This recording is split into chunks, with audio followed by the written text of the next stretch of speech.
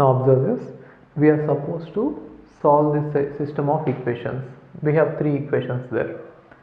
So first of all, write them in the form of matrix equation, Ax equal to b, right?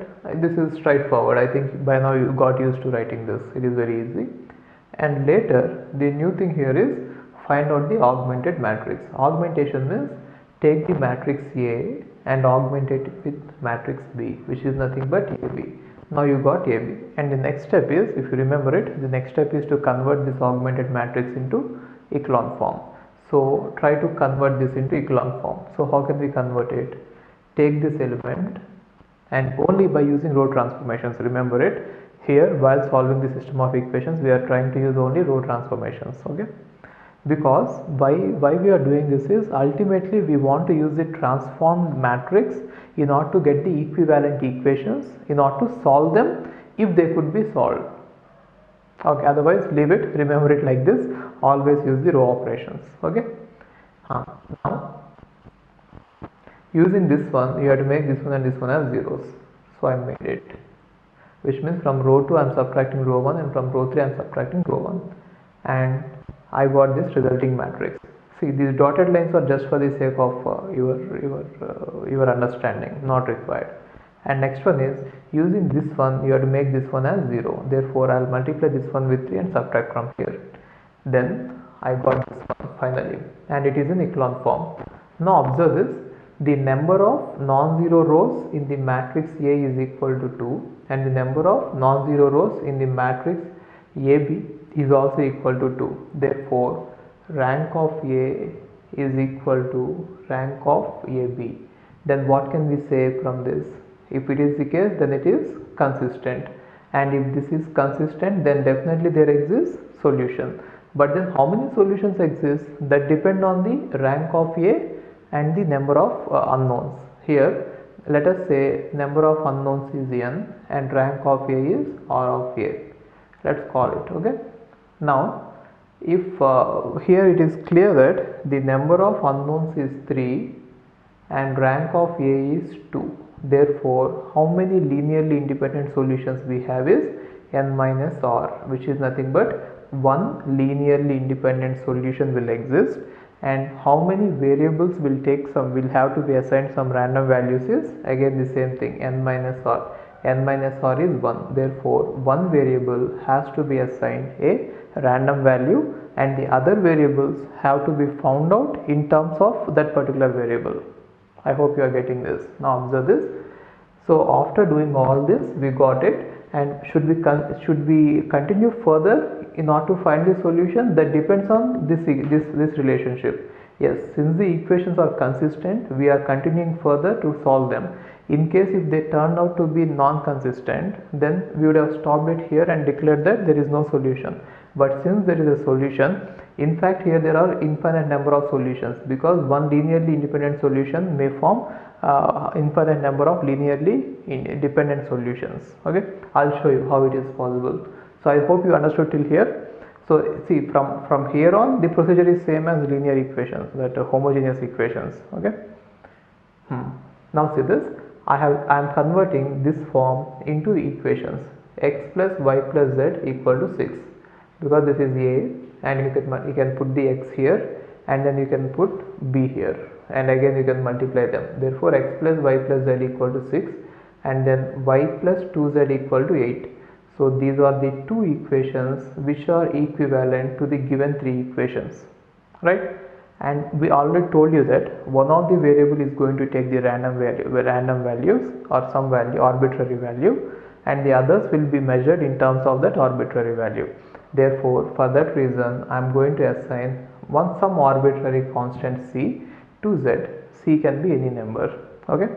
And now in terms of z, I have to find the solutions to the others. Now see this, y plus 2z equal to 8. Therefore y equal to 8 minus 2z, where z equal to c. Therefore y equal to 8 minus 2c. Now we know the value of z and we know the value of y. You substitute value of y here and value of z here, and you find out the value of x. I found out that value of x equal to c minus 2. Therefore this is the generic solution for these equations.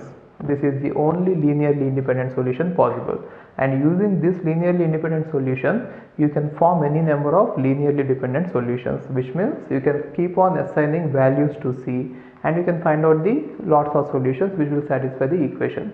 So how many solutions will this equations have? Infinite number of solutions. Infinite number of solutions. If you want to see what all the solutions are, you put C equal to 1, then what do we get? X equal to -1, y equal to 6, z equal to 1. If you have any doubt, you can substitute in those equations and you can check that. First equation says x plus y plus z equal to 6, x plus y plus z equal to 6, yes. Second equation says that x plus 2y plus 3z equal to 6, -1 plus 12 plus 3, -1 plus 12 plus 3. So how much is this? 14. So it is valid. And the third equation says that x plus 4y plus 7z equal to 30. So x means -1 plus 4y means 24 plus 7z is 7. So that equal to yes 30. Therefore these three values are satisfying all those three equations. So these three values are one of the solutions to the given equation. Similarly, you can put C equal to 2, C equal to -1, C equal to -3. Any value you can put for C. Whatever values you get here is going to be a solution for that. Therefore, there will be infinite number of solutions. But then there will be only one generic solution, which is nothing but one linearly independent solution. All the solutions which you get are actually linearly dependent, which means you can take all those solutions and then multiply them with some constant and add them together and get a 0, right? So one linearly independent solution, therefore infinite number of solutions, and this is the generic solution, and the system is consistent. So what are the questions that they might ask you in the gate? Whether this is consistent or not. Yes, this is consistent because rank of A equal to rank of AB. And the second one is how many solutions will it have? Infinite number of solutions, right? Why is that so?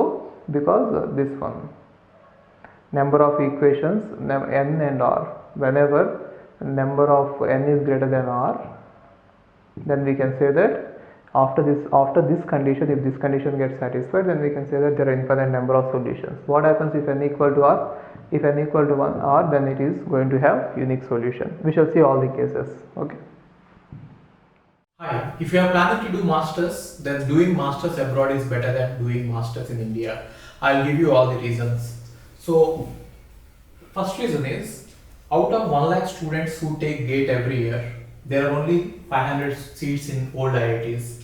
So all the IITs put together have an acceptance rate of 0.5%, and universities better than IITs, they have very good acceptance rate like 30%, 40%, but all the IITs put together have an acceptance rate of 0.5%. And if you are working hard to get into IIT Bombay's ranking is 177. And IIT Roorkee's ranking is 400. If you are happy to get into IIT Roorkee, then getting into universities better than IIT Roorkee is easier compared to getting into IIT Roorkee.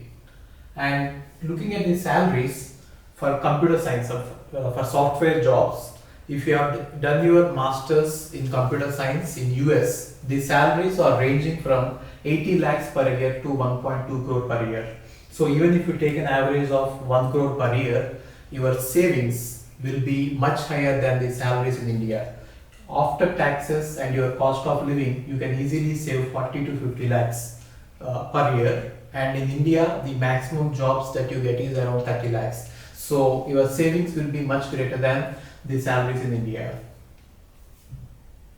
And these are all the services that we provide. University shortlisting. So depending on your profile, we will shortlist what are the universities that you have to apply, and statement of purpose building, and then LOR guidance, and GRE and English test assistance, and education loan assistance. So you don't have to have any collateral, which means without any security, now you can get education loan. Getting education loan is very simple these days, and whatever the amount of fee that you have a range of universities. You can apply for 10 lakh universities, 20 lakh universities, or 50 lakh universities. But whatever it is, you are going to get complete education loan, and you can pay off your education loan in 1 year after you get a job.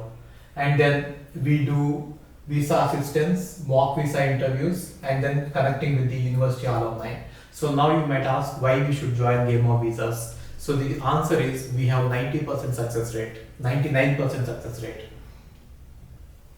And these are all the destinations that we guide the students to. So we guide students to any country that you want to go. So now it is not just USA. We guide to UK, Germany, Australia, Canada. So we guide students to all the countries. We work with all the destinations. And if you are interested in going abroad, you have to just drop us a message on this WhatsApp number 9494 555 454. Okay, thank you.